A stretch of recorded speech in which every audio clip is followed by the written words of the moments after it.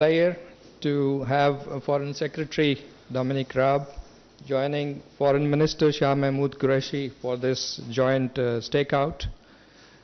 The Foreign Secretary's visit is a continuation of the recent contacts between the leadership of the two countries.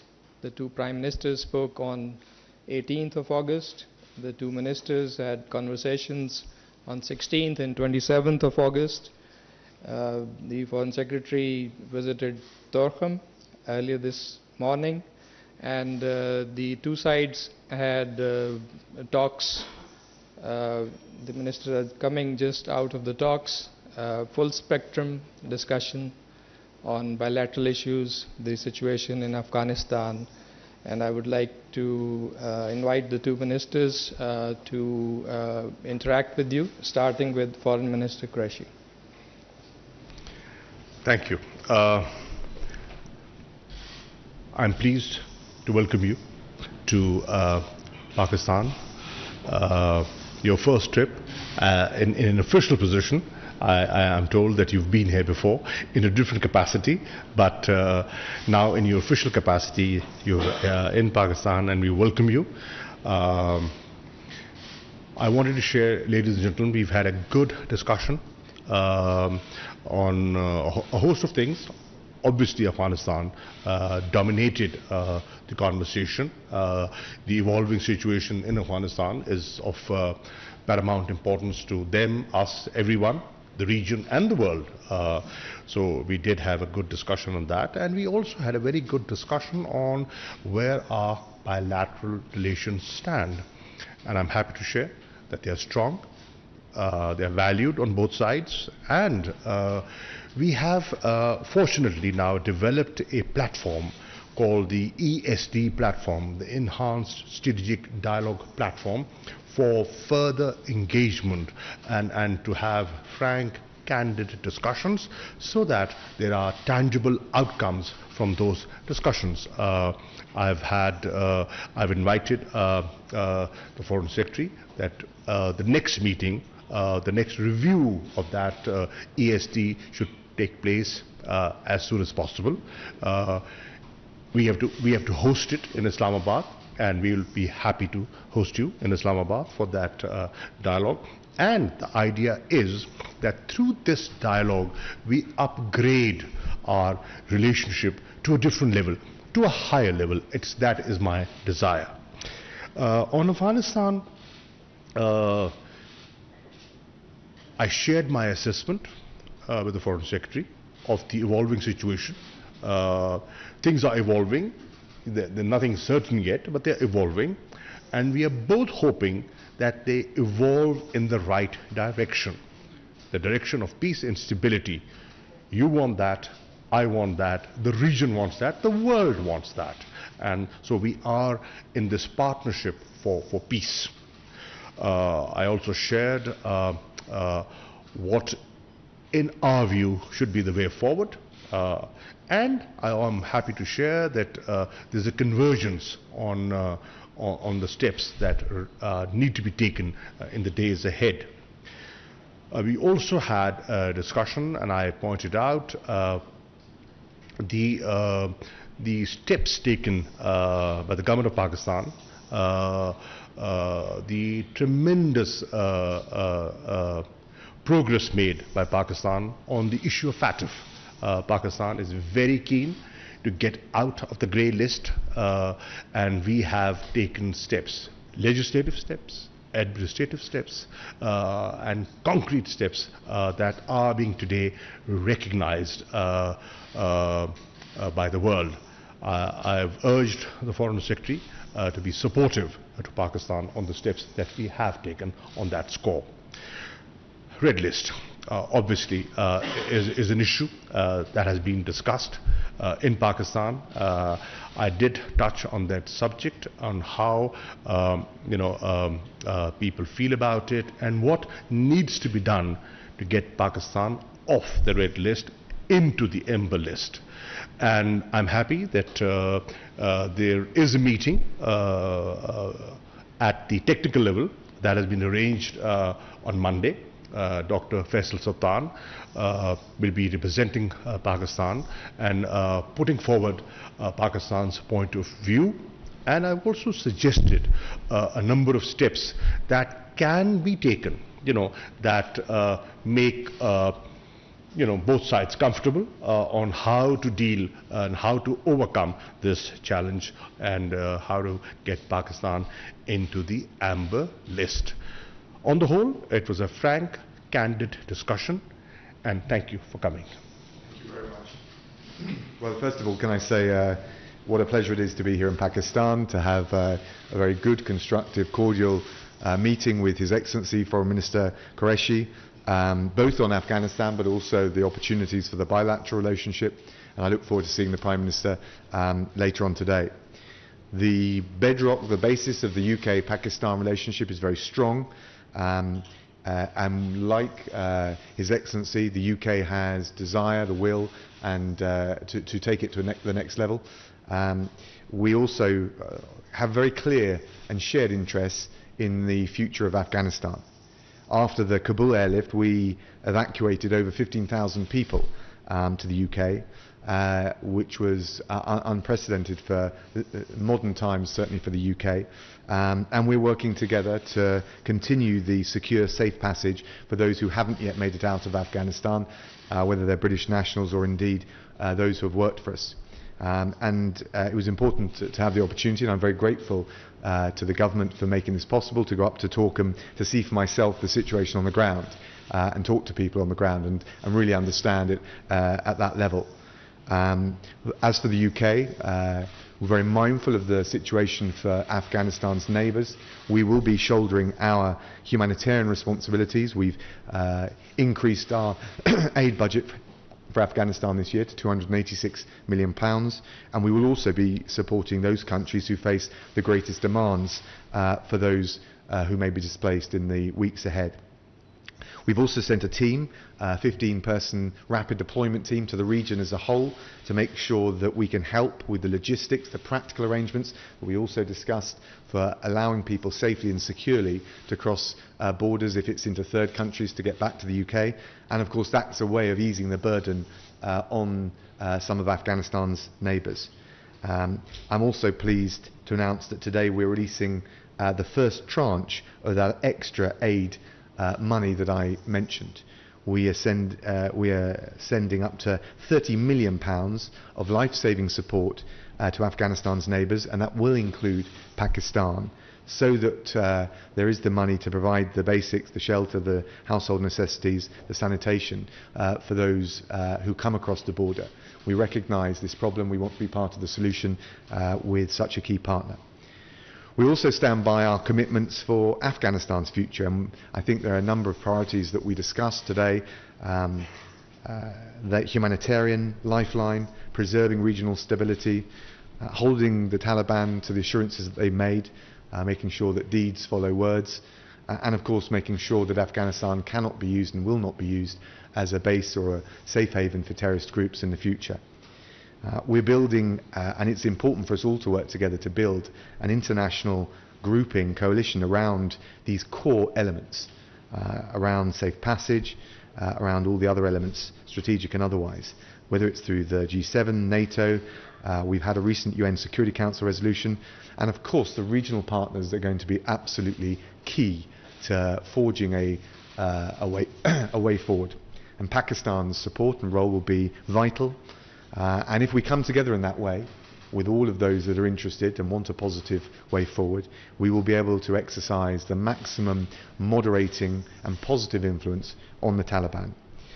We have a shared interest in supporting a stable and peaceful future for Afghanistan, and I thought with a very good conversation we had about the common and the commonality of interest in how we pursue that going forward. We also discussed all of the bilateral issues that His Excellency raised. We listened, we understand the concerns on issues like the Red List, and all the more important that as close partners we really intensify the bilateral relationship, particularly with, I think, a big anniversary for our bilateral relations which is coming next year. Thank you very much, and it's a great pleasure to be here. Thank you very much. I understand the ministers have time for a couple of questions. Would you kindly introduce yourself while posing the question. A gentleman on the left side. Right side, sorry. Thank you, Mr. Foreign Secretary. Welcome to Pakistan. This is Naveed Siddiqui from Dawn News.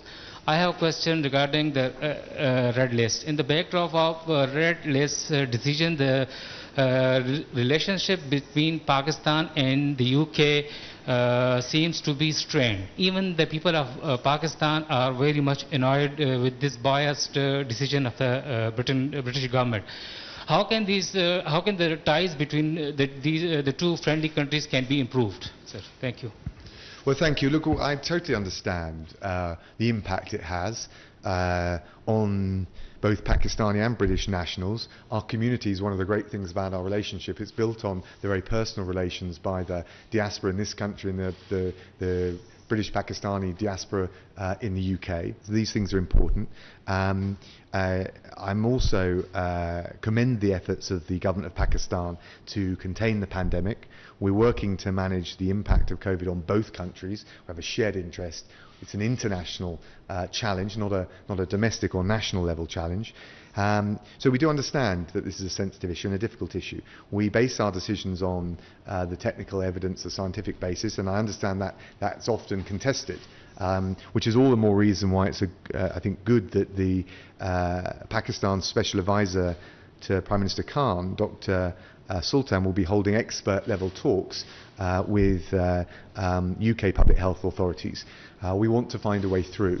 No one wants Pakistan off the red list more than I do, but we take these decisions at a technical level, and I think the smart thing for us to do is work together to enable that to happen as soon as safely and responsibly can be done.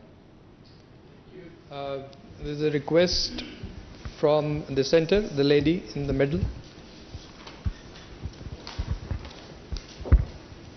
Hello, Nicola Karim from the BBC. The first one to the Foreign Secretary. We've seen the Taliban issue a statement today following the meeting with Simon Gass in Qatar. Can you tell us if anything substantial came out of that meeting?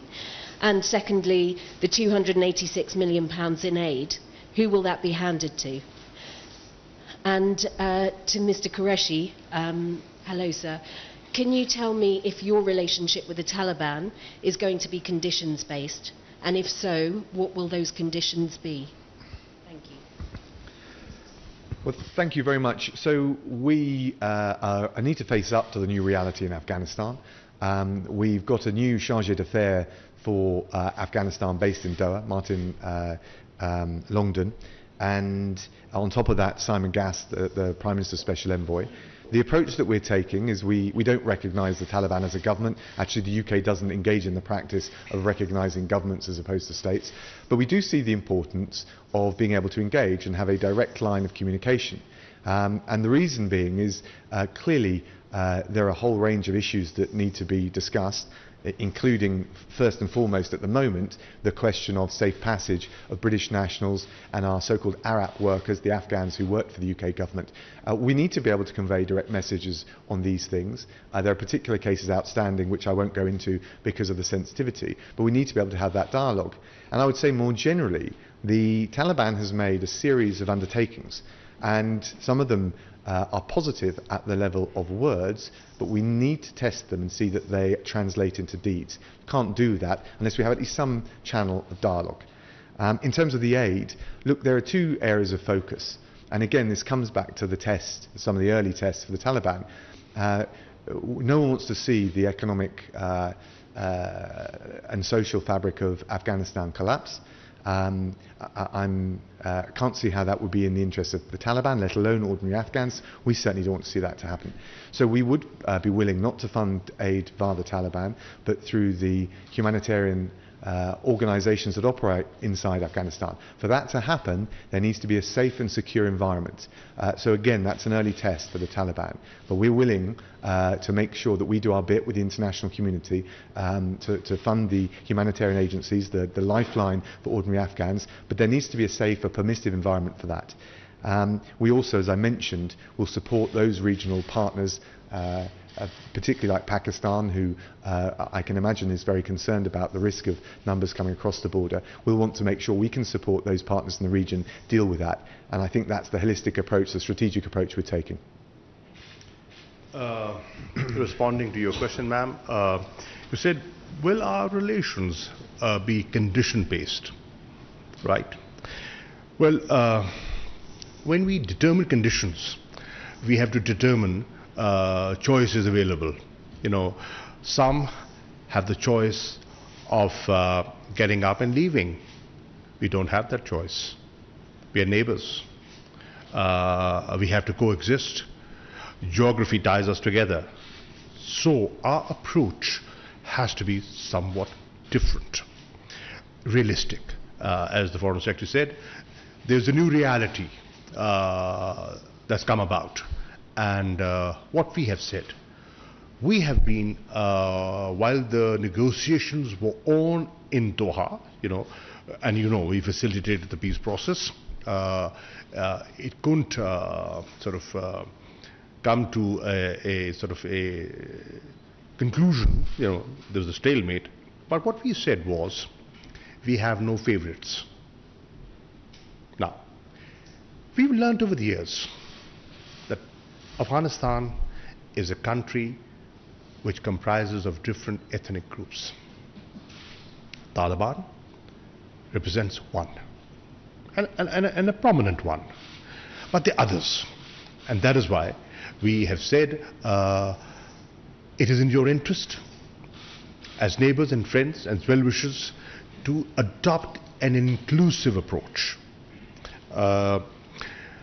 When we are dealing with Afghanistan, please do not forget that there are certain compulsions that we have to deal with that perhaps you don't have to. For example, there are daily crossings of about 20 to 25,000 people in normal times. That's a huge number. Can we block them? No, we can't. Can we regulate them? Yes, we should. Are there risks? Yes, there are. There are organizations over there that are not friendly to you, us, or anyone. So we have to guard against that as well. Bulk of their trade goes through Pakistan. Do we keep our borders open? Can we close them? And if we do close them, are we contributing to a humanitarian crisis over there? Right? And if we have to trade with them, then who do we talk to? Anyone who's in charge. Engaging with that authority is a compulsion that we have to deal with. So, recognizing these challenges, Pakistan has said it's for Afghans to decide about their future. We will engage with a government that has the backing of the people of Afghanistan. Our focus is on the people of Afghanistan. We want to help the people of Afghanistan because we feel they have suffered. They've suffered for decades. And we honestly feel that there is an opportunity. After 40 years, there is a real opportunity for peace. So if there's anyone who is advocating peace and stability, it's in Taliban as a friend, and we will work with that reality. We are waiting to see what happens in the next few days, like you, with eyes and ears open. Question from the gentleman here. Thank you. This is Zulkarnain from ARY News. Mr. Secretary, do you believe that the speedy takeover of Afghanistan by the Taliban, it's indicate intelligence failure? Thank you. Look, the takeover, I think it's fair to say, was faster than anyone had anticipated, not just the United Kingdom or NATO allies, but I was talking with our friends here, and I suspect the Taliban and ordinary Afghans were taken by surprise.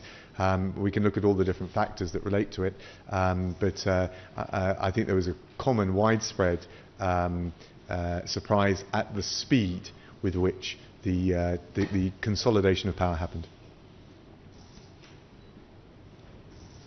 We have a question from the lady in the middle, in the pink. Hi, I'm Emma Clark from AFP, and this is a question for Mr. Raab. You've said that you want nations to exert maximum moderating influence. What are you looking for from the Taliban? And also, is there a danger of pushing them too far and the group turning inward and embracing radical tendencies? I think it's a good question. I think we need to set some early tests. Of course, actually on the evacuation between the middle of August and the end of August, there was dialogue on the ground, and we wouldn't have got 15,000, more than 15,000 people out without at least some measure of constructive dialogue with the Taliban. So we note that.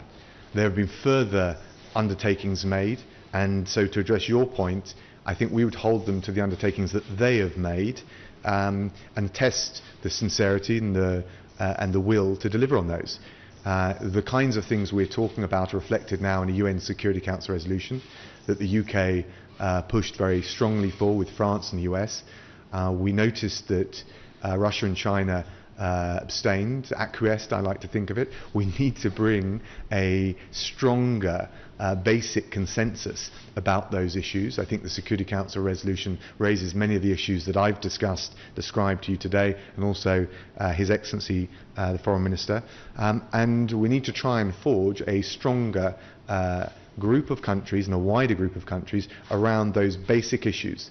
More inclusive government, safe passage out, no safe haven for terrorism, the humanitarian lifeline that it's in all sides' interest to see allowed and preserved to preserve regional stability, and a range of other things. So I think it's important at this stage to set or to judge the Taliban by these early, initial, probably quite modest tests, and see whether they can deliver. And I hope that answers and reconciles what I think is a reasonable challenge to the international community.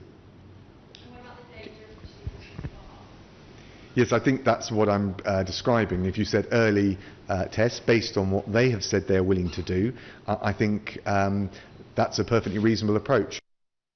Any regime or set of leaders to undertakings they've made, I think is reasonable. Can we have a question from the gentleman in the middle? This is Zaid Farooq Malik, editor of the Daily Metro Watch. Mr. Qureshi, you have tell us about all the things, Afghanistan, FATF, Red List. You did not spoke on Kashmir. It's a big issue. There is a lot of human rights violations. The dead bodies are not safe. They cannot bury them on their will. Your comments, please, sir. I got your question. In fact, I did. And I drew the attention of the Foreign Secretary on how Sayyid Ali Gilani's family was treated yesterday, the way his body was snatched by the security forces, couldn't even get a decent burial. That's a fundamental right, which the family and the old man at 92 was denied. And people feel very strongly about it. And what they do not realize, yeah, okay, you can stop that, but there will be funerals all over Pakistan. There's going to be one today in Islamabad. Every parliamentarian, every minister, the president, everyone will go there. You know, had you not been there, I would have been there. Right? So you cannot suppress, human feelings and sentiments. So I did talk about that. The atrocities, yes. And let me be honest, the Foreign Secretary very clearly said, our position on Kashmir is known. It's a stated position. But that does not stop us from raising human rights issues. And if they do that, thank you. Well, you'll know the long-standing position of the UK is that it is for India and Pakistan to find a lasting political resolution to the situation in Kashmir, which we certainly want to see. It's got to take into account the wishes of the Kashmiri people.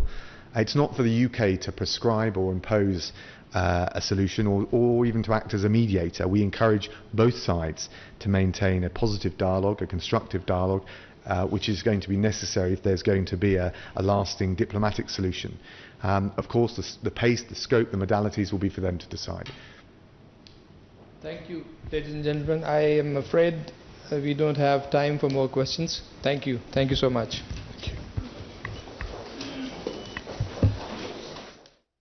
वज़ीर ख़ारिजा शाह महमूद कुरैशी और बरतानवी हममनसब Dominic रैब मुश्तरका news conference कर रहे थे। वज़ीर ख़ारिजा शाह महमूद कुरैशी ने कहा कि बरतानवी हममनसब के साथ अफ़गानिस्तान के मामले पर बातचीत हुई है। दोनों मुल्कों के ताल्लुकात इस दौरे से मज़ीद मुस्तहकम होंगे। बरतानवी वज़ीर ख़ारिजा डोमिनिक रैब ने कहा कि पाकिस्तान और बरतानिया के ताल्लुकात मज़बूत हैं। अफ़गानिस्तान के मामले पर पाकिस्तान और बरतानिया मुश्तरका ख़यालात रखते हैं।